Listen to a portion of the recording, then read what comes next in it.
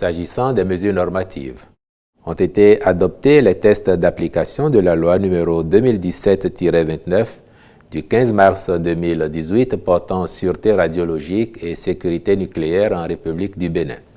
Il s'agit des décrets portant réglementation de la sûreté du transport des matières radioactives, attribution, composition, organisation et fonctionnement de la Commission béninoise de l'énergie atomique, réglementation de la sûreté radiologique et radioprotection, ainsi que de ceux fixant les conditions d'exercice de la fonction d'inspecteur de sûreté radiologique, de sécurité nucléaire et de garantie nucléaire, puis les catégories d'installations radiologiques sujettes à déclassement, le contenu et les conditions d'exécution du plan de déclassement. Au titre des communications, en point 1, mission de contrôle et surveillance des travaux de construction du nouveau barrage de l'IFO. Cette infrastructure hydraulique, en cours de réalisation, procède du projet de renforcement du système d'alimentation en eau potable des villes de Savé, d'Assazumé, Glazoué et environ. Suivant le planning actualisé d'exécution des travaux sur une durée de 21 mois, il s'est avéré indispensable de définir un nouveau cadre contractuel pour organiser la mission de contrôle et de surveillance aux fins de garantir la solidité de l'ensemble de l'ouvrage et d'assurer la conduite optimale du chantier en vue de son achèvement dans les délais prescrits. C'est pourquoi le Conseil a marqué son accord pour la contractualisation avec le groupement retenu à cette fin. En point 2, études architecturales et techniques, mission de suivi et contrôle du projet de construction de l'École des métiers du tourisme, hôtellerie et restauration. Le dit projet est une composante du programme de construction, réhabilitation d'établissements de formation agricole, d'écoles de métiers et de lycées techniques professionnels dotés d'équipements modernes. La vocation de ceux-ci est de développer chez les apprenants des compétences pour l'emploi dans les secteurs économiques prioritaires au niveau national, voire sous-régional. C'est pour sa mise en œuvre effective que l'Agence pour la construction des infrastructures du secteur de l'éducation assise a dirigé le processus d'identification du maître d'œuvre en vue de la réalisation des prestations visées. Le Conseil a donc autorisé la contractualisation avec le cabinet identifié, à charge pour les ministres concernés de veiller à la bonne exécution des missions à lui confiées. Au titre des rencontres et manifestations internationales, il a été autorisé l'organisation de la cérémonie de lancement officiel de la campagne agricole 2025-2026 le 11 avril 2025 à Dassazumé. L'organisation d'une conférence internationale du groupe Initiative Afrique du 8 au 11 mai 2025 à Cotonou, puis la participation du Bénin à la 58e session de la Commission sur la population et le développement du 7 au 11 avril 2025 à New York, aux États-Unis d'Amérique. Je vous remercie. Et je pense qu'il a dit du fond du cœur, lorsqu'il a dit qu'il ne va pas se présenter à un quelconque deuxième ou troisième mandat, moi je lui fais foi en ses propos.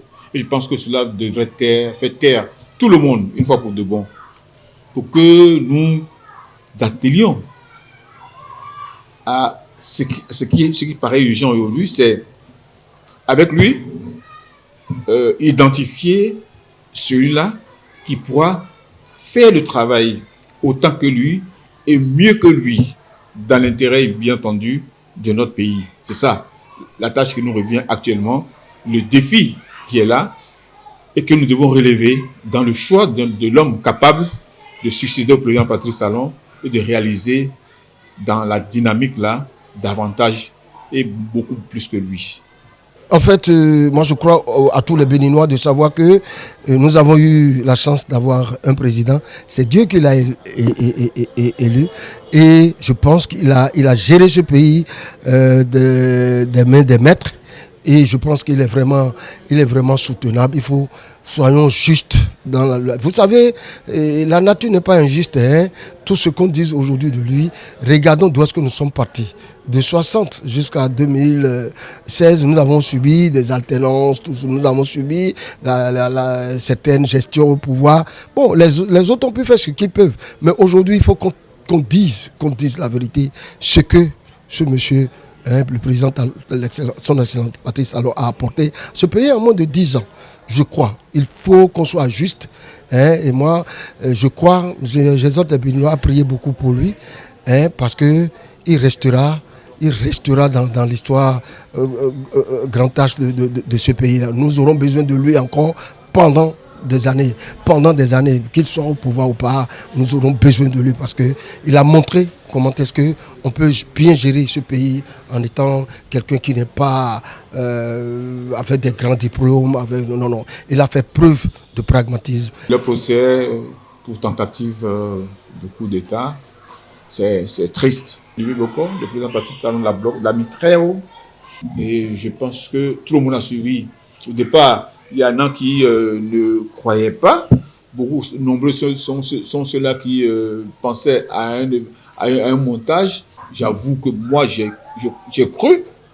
Lorsque on a vu les mouvements se constituer sur l'ensemble du territoire pour soi-disant susciter la candidature d'Obé et que rien n'a été fait pour arrêter cela, il y a des questions qu'il fallait se poser.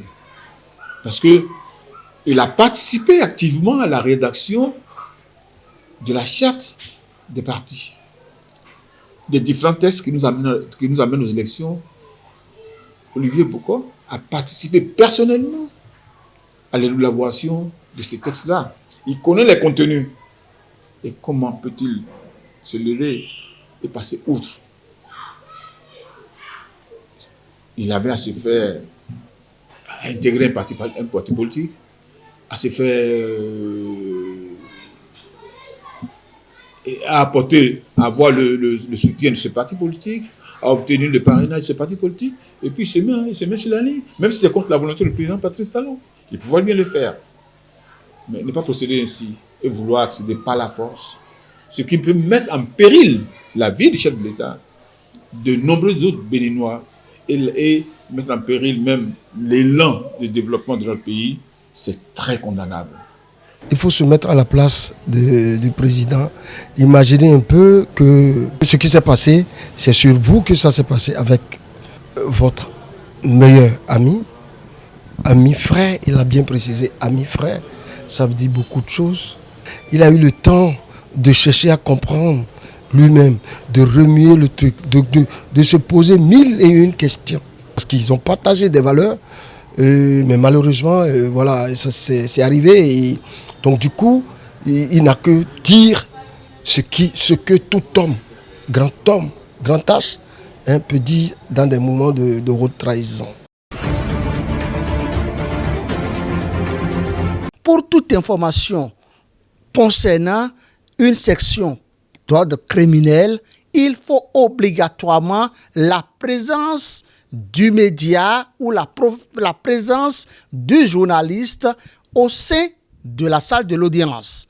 Si le journaliste n'est pas là, il ne peut pas vivre l'audience, il ne peut pas faire le récit de ce qui se dit, il ne pourra pas faire ce qu'on entend par chronique judiciaire. Le journaliste ne peut pas faire un bon compte rendu de tout ce qui s'est déroulé ce jour ou pendant des jours au cours d'une audience donnée ou des audiences données. Écoutez, dans le cas d'espèce, le cas de Pierre-Hubin Danivor, je me suis bel et bien renseigné.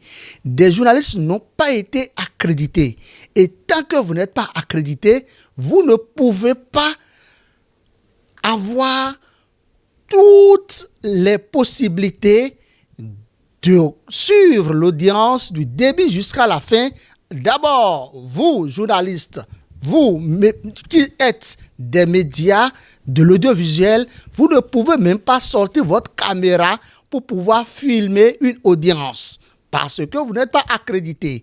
Quand je prends la presse audiovisuelle, je vais parler de ceux de la radio, ils ne peuvent pas sortir, les journalistes, bien sûr, de la radio ne peuvent pas sortir leur enregistreur pour pouvoir enregistrer des extraits de l'audience. Vous pouvez écouter, vous pouvez être assis, tout comme tout invité, ou vous pouvez vous faire passer par l'un des proches ou parents de la victime ou du plaignant pour toute information d'ordre criminel. Mais si vous êtes accrédité, si vous avez une autorisation formelle de la RAC ou du procureur de la République, ou bien une autorisation formelle du ministère de la Justice, écoutez, vous avez pleinement l'autorisation, c'est que vous pouvez aller vous asseoir, vous allez suivre l'audience du début jusqu'à la fin, vous pouvez sortir vos caméras, vous pouvez sortir vos appareils, personne, aucun acteur judiciaire ne pourra vous interpeller, il ne pourra non plus vous arracher et mettre sous scellé vos matériels. Dans le cas d'espèce, nous avons constaté que les journalistes, c'est seulement les journalistes en ligne, je veux parler de la presse en ligne, c'est surtout les journalistes qui excellent dans la presse en ligne ou dans les médias en version tabloïde, qui y vont, qui suivent et qui nous font des comptes rendus.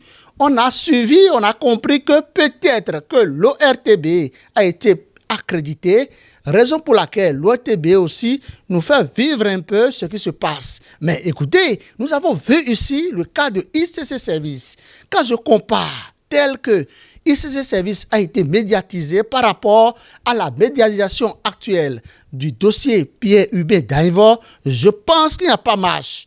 Normalement, les autorités compétentes doivent faire appel aux journalistes, ils doivent les accréditer, ils doivent amener les journalistes à suivre de bout en bout le dossier de session criminelle relatif, bien sûr, ce dossier qui est relatif au dossier Pierre-Hubert Danivor. Oui, je reconnais, je comprends aussi.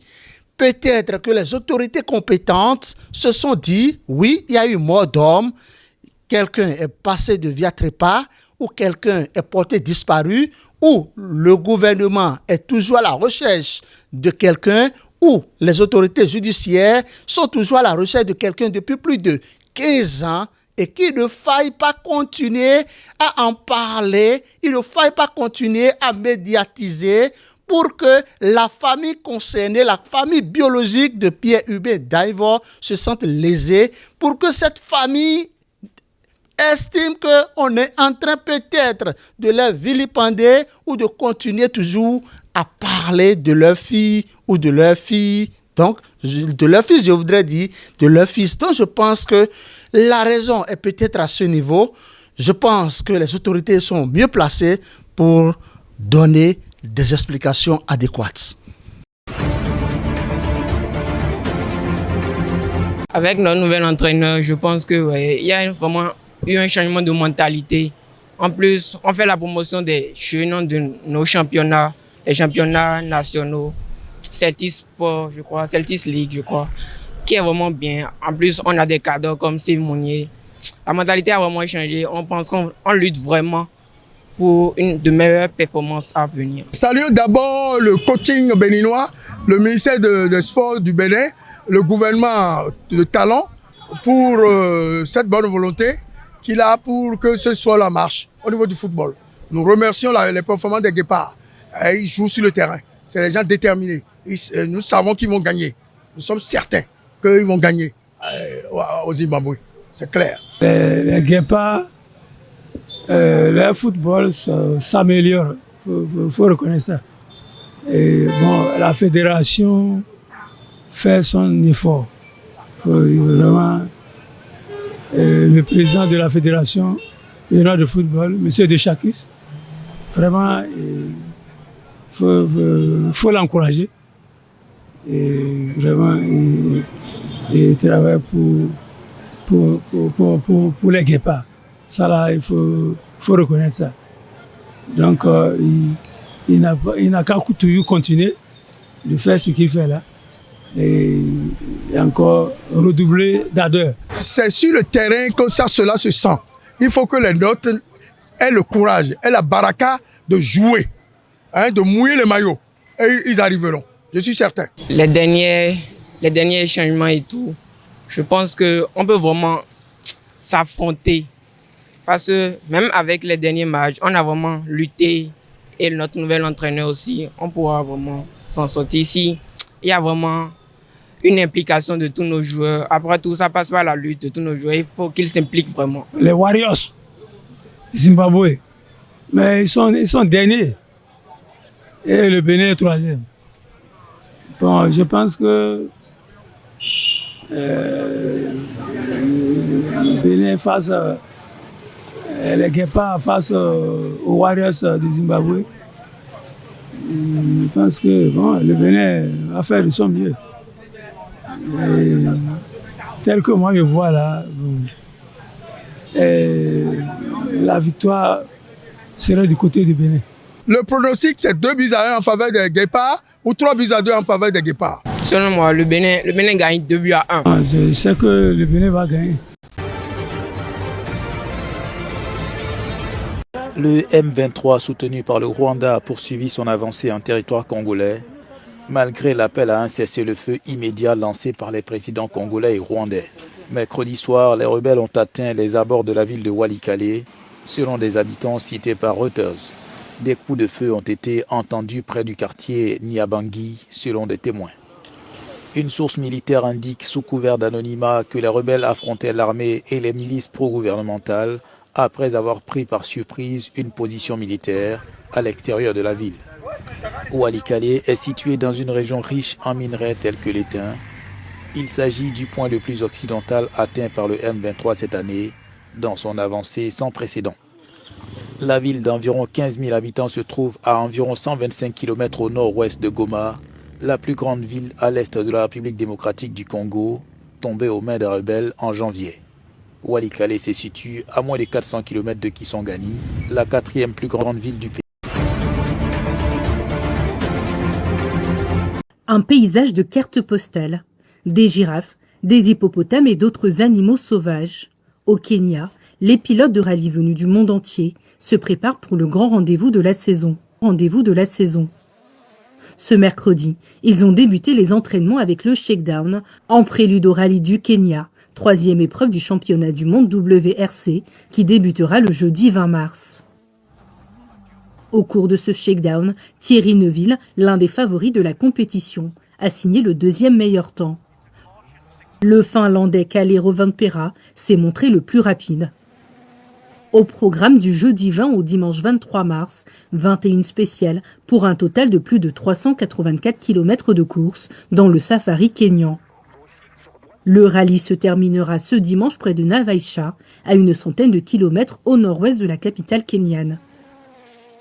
La compétition internationale aura lieu dans le pays pour une 5e édition.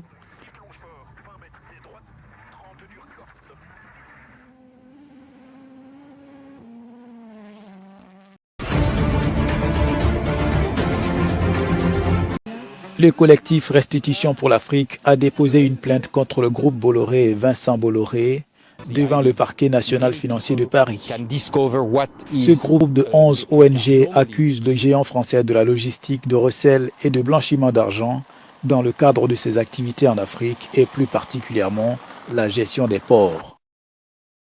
Le groupe Bolloré a revendu sa filiale africaine en 2022 pour plusieurs milliards d'euros, ce que les plaignants qualifient de bien mal acquis inversé et réclament les fonds. Ces associations entendent, selon elles, rendre le commerce international plus juste et plus éthique.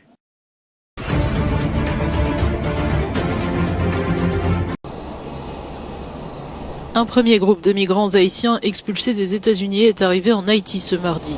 Le vol, en provenance de Miami, a atterri à Cap-Haïtien dans le nord du pays avec à son bord 46 passagers dont 25 criminels condamnés selon une source gouvernementale haïtienne.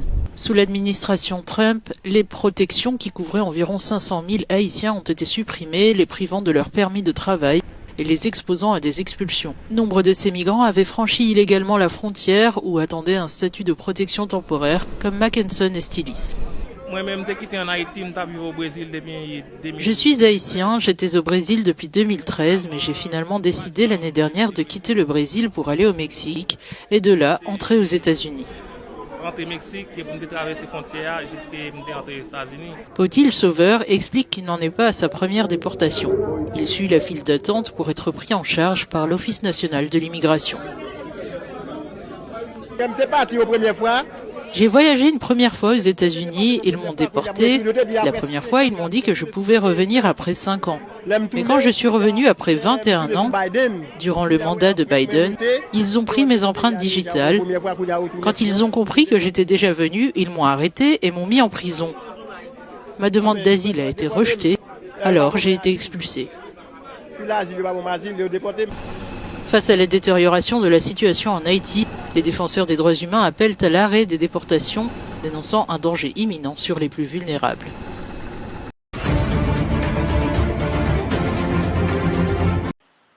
La Russie est de nouveau pointée du doigt par une commission d'enquête indépendante de l'ONU lors d'une session du Conseil des droits de l'homme à Genève.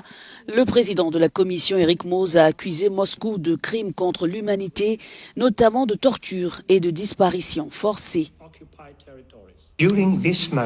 Au cours de ce mandat, la Commission a déjà conclu que les autorités russes ont commis des crimes contre l'humanité tels que la torture. Dans notre présent rapport, nous avons également conclu que les autorités russes ont commis des crimes contre l'humanité de disparition forcée.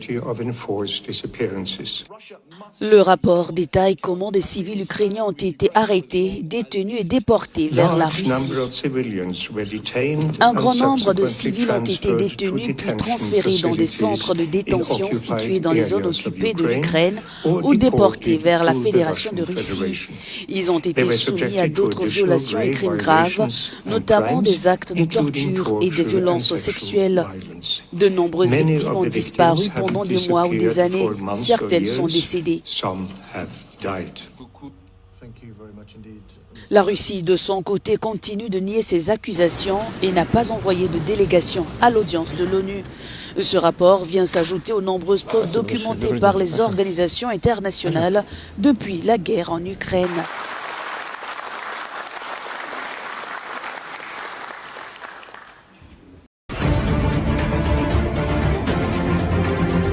Le représentant palestinien auprès de la Ligue arabe a appelé mercredi à des sanctions contre Israël. C'était à la suite des frappes aériennes d'Israël sur Gaza, rompant ainsi un cessez-le-feu en vigueur depuis janvier, alors qu'Israël s'était engagé à forcer le Hamas à libérer davantage d'otages et à céder le contrôle de la bande de Gaza. Il a également été demandé au Conseil de sécurité et aux organisations internationales de geler la participation d'Israël en tant que pays non épris de paix, car il viole systématiquement la Charte des Nations Unies et poursuit le crime de génocide. Geler sa participation à l'Assemblée générale des Nations Unies. Le diplomate palestinien s'exprimait au Caire lors d'une réunion extraordinaire de la Ligue arabe. Le Conseil des États de la Ligue arabe a également discuté de l'importance de mettre en œuvre les résolutions du sommet arabe et d'appliquer les décisions du Conseil au niveau ministériel en boycottant Israël, en imposant des sanctions à Israël, ainsi qu'en le poursuivant dans le cadre de la justice internationale et dans le cadre des instances judiciaires nationales dotées d'une compétence internationale.